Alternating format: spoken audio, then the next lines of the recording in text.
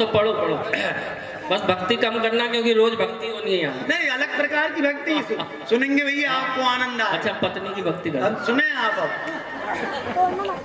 कि नवरात्रि का समय आने वाला दीपक भैया जी, अभी आने वाला है, और नवरात्रि में भक्ति का सैलाव आ जाता है, और 10वें दिन से भक्तों में बदलाव आ जाता है। 9 दिन तक दिखते हैं माँ काली के दरबार में, और 10वें दिन से दिखते हैं महुआ वाली की कतार में। तालियां कमजोर है। 9 दिन तक कहते हैं जय माँ शेरा वाली, जय माँ शेरा वाली, और 10वें दिन से दे महुए वाली, दे महुए। 9 दिन तक कहेंगे जय माँ चंडी, जय माँ चंडी, जय माँ चंडी, और 10वें दिन से दे मछली मटन की हंडी, दे मछली मटन। वाह भैया, वाह वाह वाह, बहुत बढ़िया। क्या अरे सुधर जाओ रे पाखंडी। सही बता रहा हूँ कि एक बार मैं और मेरे मित्र, मैं नाम नहीं लूंगा नहीं तुम समझ जाओगे दीपक शुक्ला जी की बात कर रहा हूँ। तालियां एक बार भैया, बहुत बढ़िया संचालन कर रहे हैं। तो मैं मजाक कर रहा हूँ भैया। हाँ, मैं समझ रहा हूँ आप।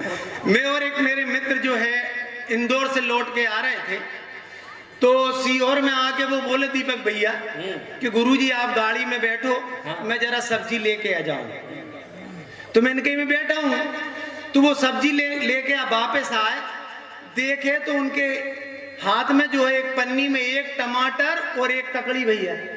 तो मैंने कहा ये क्या है? तो बोले ये तो चखना है। तो मैंने कही तुम्हारा तो सोमवार का व्रत है। तो वो बोला तभी तो फलियारी चखना लाया। तालियां कमजोर है। अरे वाह भाई, वाह वाह, ये बढ़िया है। तो फिर मैंने कहा भैया ये क्या दूसरे हाथ में ये दारू?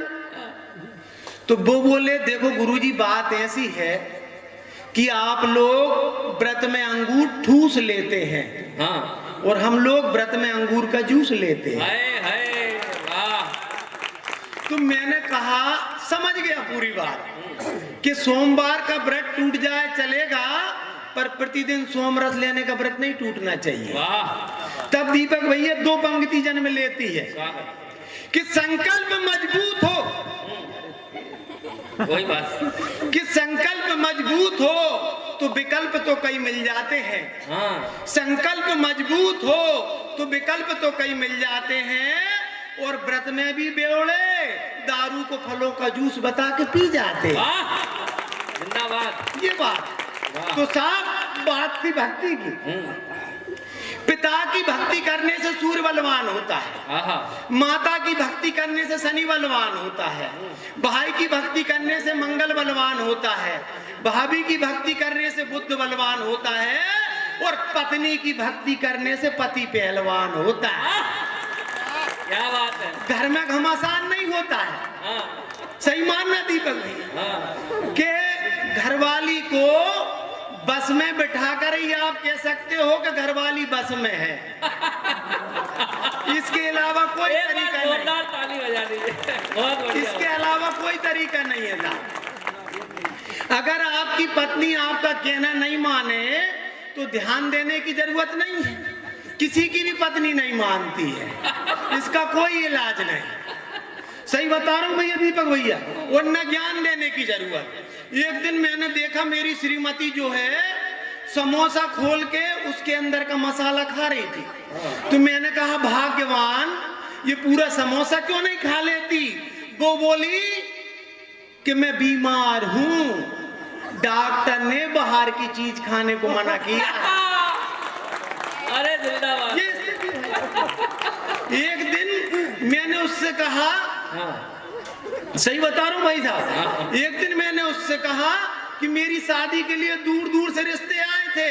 वो खटाक से बोली हाँ नजदीक रहने वाले तुम्हारे सारे लक्षण जानते हो। ये स्थिति भाई। एक दिन उसे मैंने इम्प्रेस करने के लिए एक बात कही दीपक भैया। क्या दुख है यार।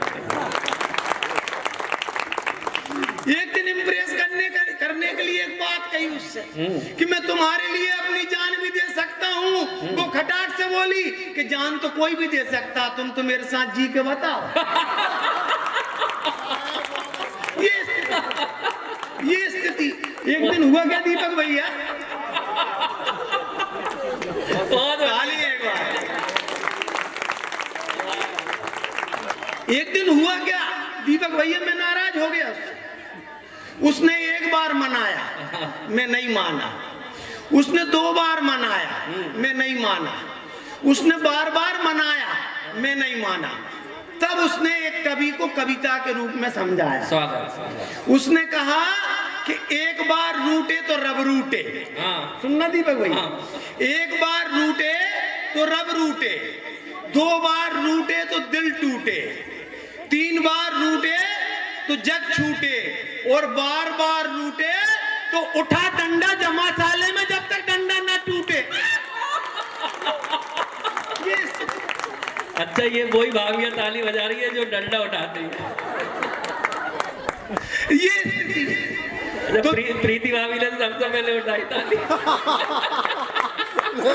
ये स्थिति दीपक भैया, जब ज्यादा घमासान हो गया तो मैंने कहा चल हट, तेरे जैसी 50 मिलेंगी।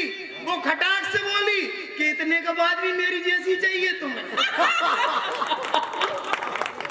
वाह भाई वाह, ये स्थिति, ये स्थिति, मजा आ गया। ये स्थिति।